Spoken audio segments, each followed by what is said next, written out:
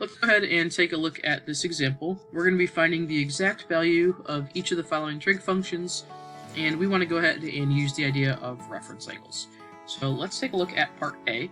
We have sine of 135 degrees, and the first thing I'm going to do is go ahead and draw my angle measure for 135 degrees. Okay, that's a positive angle measure, so we're obviously opening upward.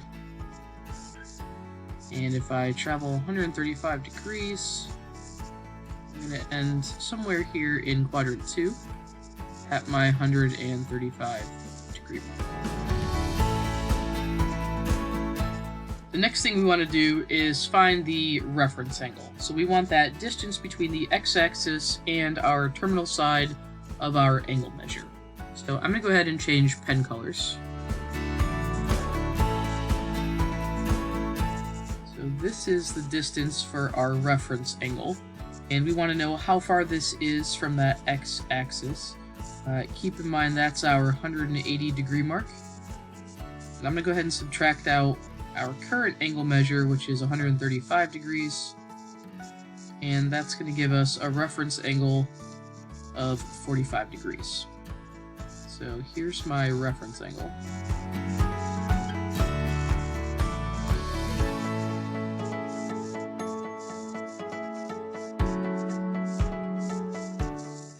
I'm going to be following these steps down here kind of towards the bottom of your page. I've already completed step 1. I have my reference angle.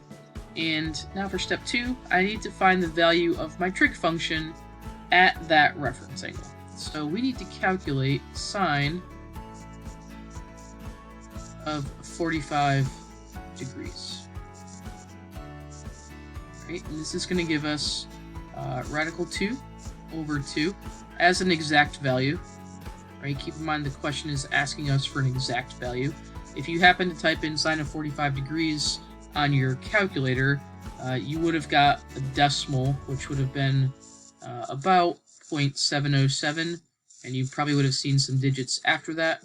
Right? Anytime you see that 0.707, you can translate that back to an exact value of radical 2 over 2.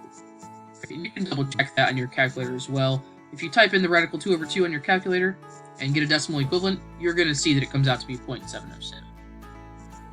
Okay, so let's go take a look at step number 3. We need to adjust our sign, either positive or negative, based on the quadrant that our angle measure lies in. Now, keep in mind when we graphed that 135 degree angle measure, we were in quadrant 2. Right? And in quadrant 2, all of our sign values are positive. So our final answer is going to be positive. Radical 2 over 2 as an exact value. Let's go ahead and look at part D next. On this one we have tangent of negative pi over 3. And I'm going to go ahead and convert this to degrees, just so we can work with a degree measure. If we take negative pi over 3 and multiply this by 180 over pi, right, our pi values here are going to cancel, and this is going to give us a negative 60 degrees. So this is the same thing as finding tangent of negative 60 degrees. So let's go ahead and draw out our angle measure. Remember that we're starting here on our positive x-axis, and we need to draw an angle measure of negative 60 degrees. That angle measure is going to be coming downward.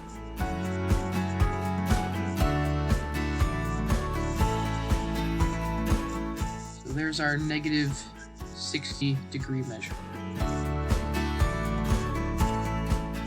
Now for step 2, we need to find the reference angle, right, which is our distance from our terminal side to our x-axis, and we're looking for this distance. Obviously it's going to be 60 degrees. We're going to use the positive value here. So our reference angle is going to be 60 degrees. Now we want to go ahead and calculate tangent of 60 degrees. Remember that you want this as an exact value. So this is going to give us radical 3. Now we need to go ahead and determine our signs, either positive or negative, based on the quadrant that we're in. So remember, with your 4 quadrants, all of your trig functions were positive in quadrant 1. Sine is positive in quadrant 2. Tangent is positive in quadrant 3.